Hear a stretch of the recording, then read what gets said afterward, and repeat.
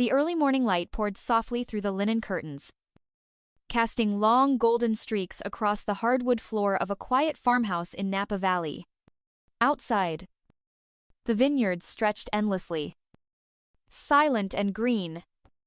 But inside the house, time had stopped, or maybe just slowed to a whisper. Elaine Monroe stirred under her cotton sheets but didn't sit up right away. For the first time in a while, there was no reason to rush. No school bell waiting for her. No final essays to grade. No after-hours meeting with anxious parents. Just quiet. Just her. And that quiet, it felt both like a gift and a ghost. At 65, Elaine was newly retired after nearly 4 decades of teaching high school English in Sacramento. For most of her life, she had lived in the rhythm of literature and lesson plans. Shakespeare and Steinbeck. Homerooms and hallways. Now, the rhythm was gone. The only sound in the house was the hum of the ceiling fan and the occasional chirp of a bird outside. She sat up slowly, slid into her slippers, and reached for the navy blue cardigan draped over the armchair Frank's favorite. Her late husband had always said she looked distinguished in blue. Frank? Gone 4 years now. The heart attack was sudden. He had collapsed near the old garden shed while adjusting a leaky hose. Just like that. Their story, which had been scribbled across 38 years of shared life, ended mid-sentence. Elaine made her way to the kitchen, the wooden floor creaking under her careful steps. She brewed a pot of coffee, dark roast, the way she liked it, and toasted a slice of multigrain bread. The kitchen still held his fingerprints, the spice rack he built from scratch, the antique clock he insisted on fixing every spring, and in the corner, the oversized oak table where their daughter Bethany once sat. Elbows deep in science, fair projects, and glitter glue. Now Bethany had a family of her own, 2 kids, a tech executive husband, a calendar packed with meetings, fundraisers, Pilates. Elaine's role had shifted from mother to on-call grandma, the kind who adjusted her life to make everyone else's easier. Drop-offs, pickups, dinner prep, last-minute babysitting. No one ever asked if she had plans of her own. She sipped her coffee, standing in front of the large window that overlooked the backyard garden she and Frank once built together. The tomato beds needed weeding. The rosemary had overgrown the fence. Yet it wasn't the plants that looked tired. It was her. Tired in a way that wasn't about sleep, but about fading. About being useful but no longer seen. She had a book idea once. About women in American literature. About voices that were never heard until someone forced them into the light. She had written outlines, gathered quotes, started a draft. That folder was now buried somewhere in the study, beneath PTA schedules and Bethany's home mortgage documents. Elaine looked out into the vineyard. The horizon still kissed with morning mist. And somewhere inside her, something whispered, "You used to belong to yourself." Remember. The digital calendar on the fridge blinked with color-coded precision. Monday, Olive's school pickup. Tuesday, Wyatt's soccer practice. Wednesday, meal prep for Chase's client dinner. It went on like that, every square filled with neatly organized plans. None of them were hers. Elaine stared at the calendar as she sipped her second cup of coffee.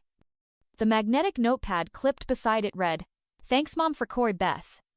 Underneath was a sticky note with a smiley face drawn by Olive. Somehow, the warmth of those messages only deepened the dull ache in her chest. It wasn't that she didn't love her family. She loved them fiercely. But when had her time stopped belonging to her? Her phone buzzed 8:03 a.m. Right on schedule. "Hey, Mom." Bethany chirped through the speaker. Her voice coded in that "I'm juggling 3 things at once" tone. "Quick favor, I know it's not your pickup day, but Chase got called into a product meeting." and I'm stuck downtown. Could you get the kids from school today? Elaine glanced at the note in her hand. Today was the one day she'd promised herself she'd meet Linda for lunch. The reservation was already made at a little bistro near the library. She hadn't seen Linda in months. I actually have something planned, Elaine said gently.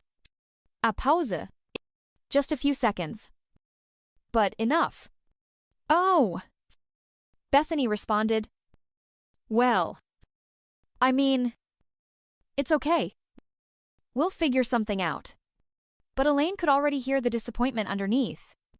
The unspoken implication, you're retired. You're home. Why not help? Elaine sighed. No.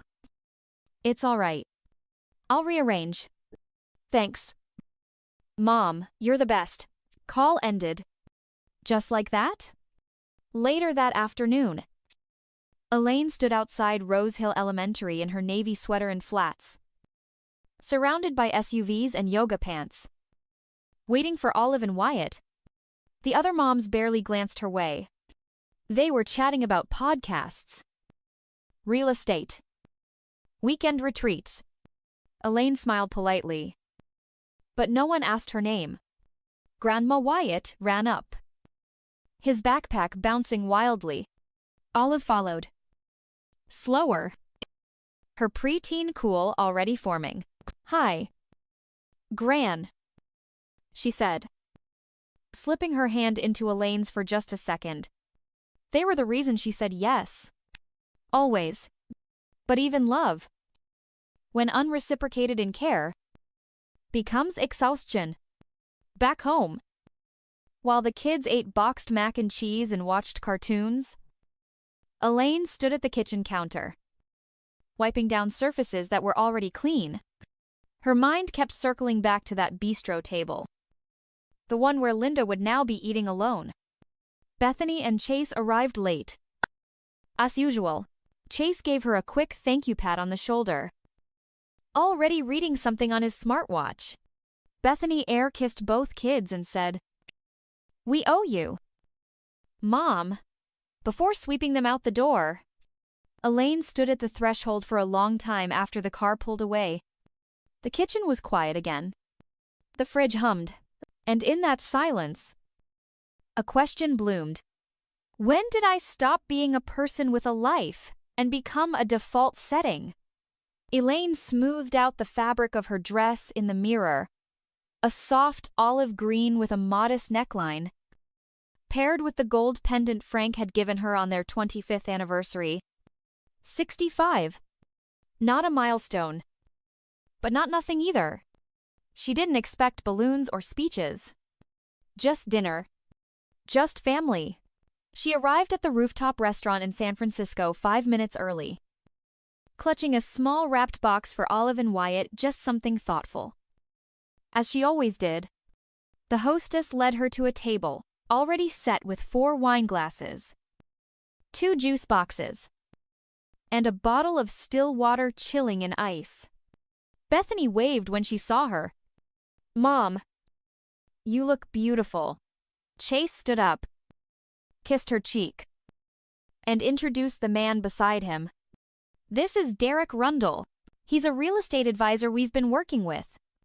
Just thought it'd be great to have him join us." Elina blinked. "Oh, I thought this was just family." "It is," Chase replied, as if the definition of family now included potential business partners. Derek reached out, smooth as a sales pitch. "Elaine, lovely to meet you.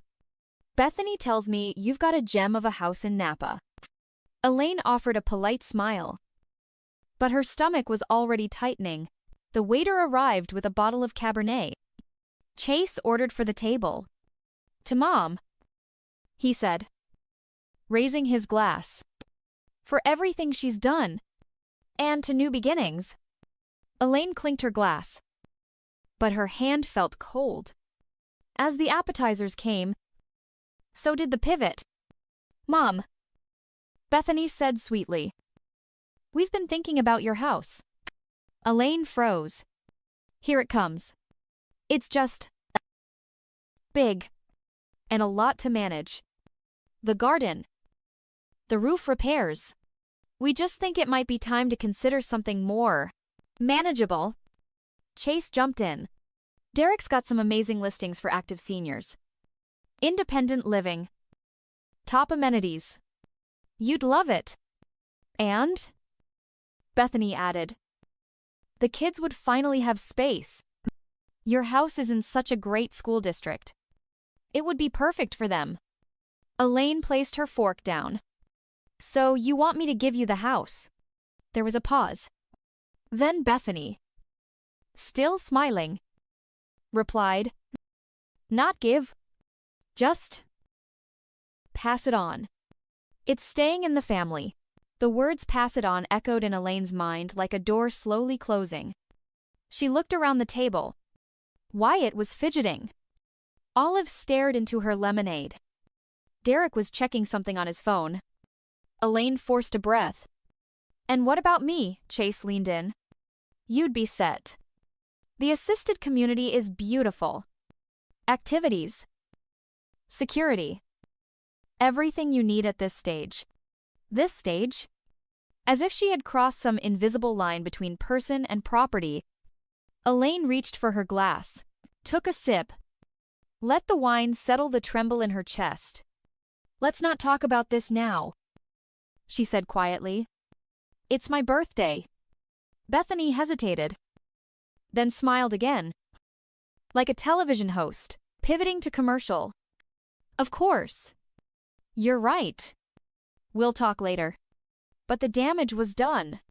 The candles on the little dessert cake glowed faintly, waiting for a wish. Elaine looked at them and thought, I wish I could disappear, but not fade. Disappear somewhere. I belong. Elaine woke the next morning before the sun. The memory of the previous night sat heavy in her chest, like old smoke that hadn't quite cleared. Her birthday.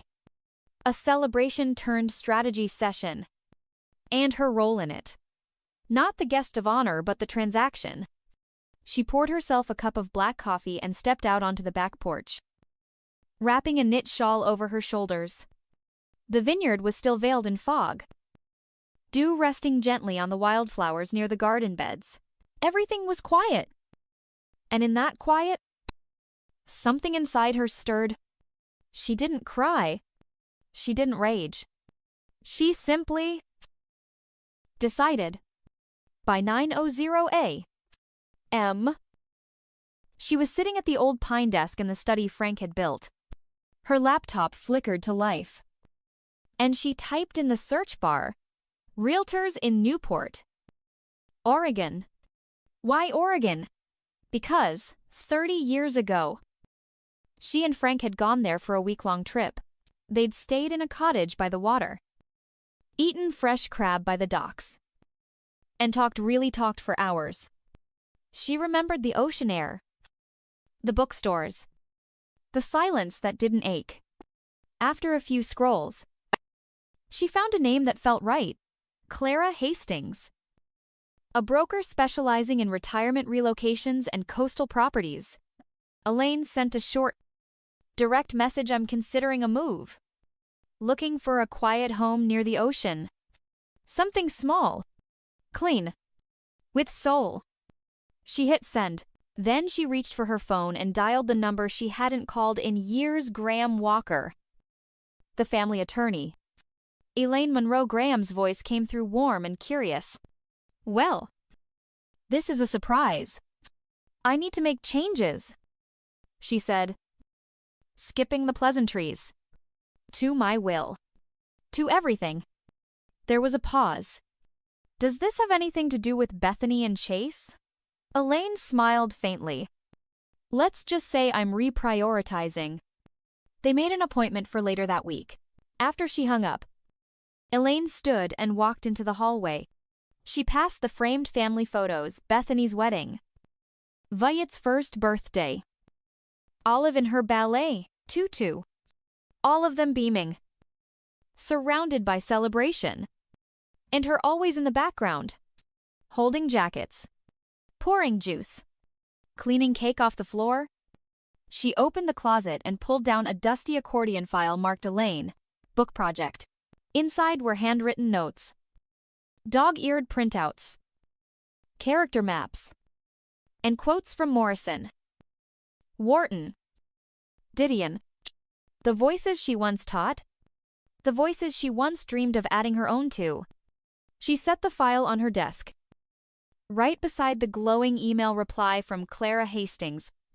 I may have just the place. A blue cottage 2 blocks from the ocean. 2 bedrooms. Garden. Reading nook. Interested. Elaine whispered to herself. Yes. She didn't call Bethany. She didn't call anyone. No grand speeches. No dramatic exits. Just one woman in a quiet house in Napa. Finally choosing herself. Not to run. Not to punish. But to remember.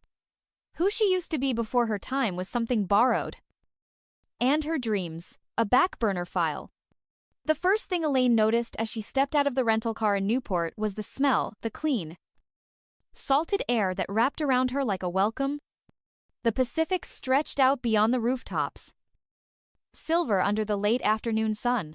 Gulls wheeled above her as she stood in front of the little blue cottage Clara Hastings had described. It was even better in person. Painted a soft slate blue with white trim and a wide front porch. The cottage sat just 2 blocks from the ocean. A white rocking chair faced the street, and hydrangeas bloomed defiantly along the fence. There were wind chimes on the porch, gentle, not tacky, and a brass knocker shaped like a seashell on the front door. Elaine took a deep breath. This wasn't running. This was returning to herself. Clara greeted her with a clipboard and a warm smile. It's not fancy, she said, unlocking the front door. But it has a heartbeat. Inside, the floors were original oak. A little creaky but honest. The living room had a fireplace framed by built-in bookshelves. The kitchen, bright and practical, looked out onto a small backyard garden, wild but not unmanageable. Upstairs, there were 2 bedrooms, one cozy, one light-filled with a bay window and an ocean breeze that snuck through the cracks. Elaine ran her hand along the windowsill and felt a flutter in her chest that she hadn't felt in years. She could write here. She could breathe here. By the end of the tour. She didn't ask for time to think. She didn't call Bethany for her opinion. She turned to Clara and said, I'd like to make an offer. Within a week. She had sold her house in Napa to a young couple with 3 kids, people who saw the garden and the dining room as dreams, not burdens. She didn't host a farewell dinner. She didn't announce it on Facebook. She just packed what she needed: her books, Frank's old reading chair, a few keepsakes, and the accordion file labeled Book Project. Bethany had called once during that week. Elaine let it go to voicemail. Hey. Mom. Just wondering where you are? The kids miss you. We've got that meeting next Thursday. And it'd really help if you could watch them. No mention of her birthday dinner. No mention of the conversation that followed. Elaine didn't call back. Not out of spite, but out of preservation. The morning of her move, she stood alone in her now empty Napa kitchen. A cup of tea warming her hands.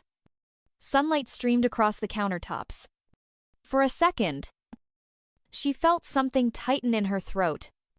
Not regret, but gratitude. For every year spent in this house. For every tomato plant. Every holiday meal. Every memory. Then she picked up her keys.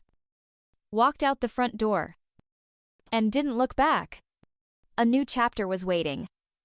One she would write on her own terms. By the sea, Elaine had just returned from the farmer's market with a paper bag of blueberries, fresh rosemary, and a wedge of aged cheddar when her phone rang. Bethany. She hesitated. Her thumb hovered over the screen before she finally answered. Hi. Mom. The voice on the other end was tight, controlled. but shaking. I just went to your house in Napa. There's a family living there. A family. Mom. Elaine didn't blink. She reached for the kettle, calmly filling it with water. Yes, she said. Yes. Bethany nearly shouted. What do you mean? Yes. What's going on? Where are you? Elaine glanced out the window toward the sea. Its waves moving like breath. I'm in Newport, Oregon. You moved. Bethany's voice cracked. Without telling anyone, I told myself. Elaine said. Her tone, quiet but steady. There was a beat of silence. Then the familiar pivot to guilt. Mom! You left us. You left the kids. Wyatt's been asking why Grandma isn't answering. Olive thinks you're mad at her. Elaine closed her eyes. I'm not mad. And I didn't leave. I moved forward. Bethany scoffed. So this is what retirement rebellion, no. Elaine replied. It's a reclamation. A what? A reclamation of my life. On the other end. Bethany was breathing fast now. You're being selfish. You sold the house without even giving us a chance. That house was supposed to be ours someday. We had plans. You just erased them. Elaine felt the words land not like punches, but like dull weights. Familiar, but no longer persuasive. I know you had plans, she said softly, but so did I. I just stopped sharing them. I stopped believing they mattered. Bethany didn't reply. I've spent years saying yes to everything you asked. Babysitting, errands, last-minute favors, and I did it with love. But somewhere along the way, I stopped existing outside of your schedule. That's not true. Bethany whispered. Isn't it? Elaine let the silence stretch. Finally, Bethany asked. So what now? You're just going to live up there alone? No. Elaine answered, looking toward the second bedroom where her writing desk now sat by a sunny window. I'm going to live with myself. That's different than being alone. There was a long pause. Then a shift in tone. Can we come visit? Bethany asked quietly. The kids would love the beach. Elaine smiled. Not because she'd won, but because maybe, for the first time, her daughter was seeing her not just as mom, but as Elaine. I'd like that, she said. But you'll have to call ahead. I have plans now. Plans. Elaine looked at her open notebook on the counter. A pen resting on top? Book club. Painting class. Maybe even finishing that book I started 15 years ago. Bethany laughed. It was soft. Unsure. But real. I'll let you know, she said. Good. Elaine replied. I'll be here. The call ended. And for the first time in a long time, so did the guilt. Elaine sat on the porch swing with a mug of chamomile tea in her hand. The scent of ocean salt and rosemary mingling in the breeze. It had been 3 weeks since she moved to Newport. And slowly, almost imperceptibly, her days had begun to take shape. Not out of obligation, but out of choice. She walked to the market every Saturday morning, her canvas tote slung over her shoulder. She knew the names of the vendors now. Carla, who sold heirloom tomatoes. Thomas with the best sourdough in town. They greeted her not as someone's mother, but as Elaine. At the bookstore on Main Street, she'd become a regular.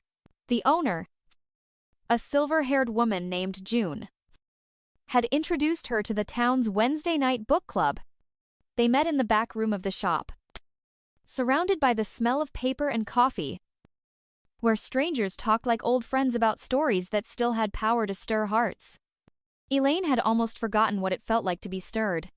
She was reading again voraciously, like the way she used to in college. Before syllabi and grading took the joy out of it, she had picked up Toni Morrison. unpatch it. A few poets she hadn't dared touch in years. And one afternoon, while flipping through a slim volume of Mary Oliver, a line hit her like a thunderclap. Tell me, what is it you plan to do with your one wild and precious life? She closed the book and sat still for a long time. Then she stood, walked upstairs, and opened the accordion file labeled Book Project. The pages were yellowed at the edges. The ink faded, but the ideas were still alive. She dusted off the old writing desk she had placed by the bay window and laid everything out with care. Each morning after that, she wrote for 1 hour. Just one. No deadlines. No expectations. Only the sound of pen on paper and the voice inside her that had gone quiet for too long. One evening, as the sun spilled gold over the harbor, her neighbor Howard stopped by with a basket of blueberry muffins. My wife insisted, he said with a warm chuckle. She says no one should live near us for a month without tasting her baking. Elaine laughed and invited him to sit. They talked about nothing in particular: the weather, the migrating birds, a jazz concert coming up at the local community center. And in that easy, unhurried conversation, she felt something settle in her bones. This was belonging. Not earned through usefulness. Not granted by family ties. But chosen, grown. After Howard left, Elaine sat with a muffin in one hand and her notebook in the other. She wrote a single sentence: I am not starting over. I am simply continuing the story that once got interrupted. And for the first time in years, it felt like she knew exactly where the next chapter would begin. The morning fog had just begun to lift when Elaine walked down to the beach. She carried a thermos of coffee, a folded blanket, and a well-worn copy of Little Women. The sand was cool beneath her sneakers, the tide low and slow. Newport moved gently around her dog walkers. Distant laughter. Waves brushing the edge of land, like breath. She laid the blanket near a driftwood log and sat cross-legged, letting the breeze pull at the edges of her sweater. In front of her, the ocean stretched wide and endless. Behind her, a life she had chosen to release. Her phone buzzed once. A text from Bethany. Coming up Saturday. The kids are excited. Hope the weather holds. A pause. Then, another message. P.S. Olive wants to show you her new sketchbook. She's drawing houses now. Elaine smiled. She didn't reply right away. She didn't have to. There was no clock ticking over her head. No task list waiting for her in the kitchen. She'd already cleared the weekend. Not because it was asked of her, but because it was something she wanted. A visit. A beginning. On her terms. Later that day, she went to the community center and signed up for the watercolor class. She'd hesitated the first time, worried she'd look foolish. Or worse, untalented. But she was done living according to someone else's metrics. Beauty wasn't in the product. It was in the act of doing. She painted a bowl of lemons. They came out lopsided and strange. She laughed, loud and shameless. When Saturday arrived, she baked a peach cobbler and set the dining table with mismatched plates she'd found at a local thrift shop. Olive arrived first. Her sketchbook under her arm?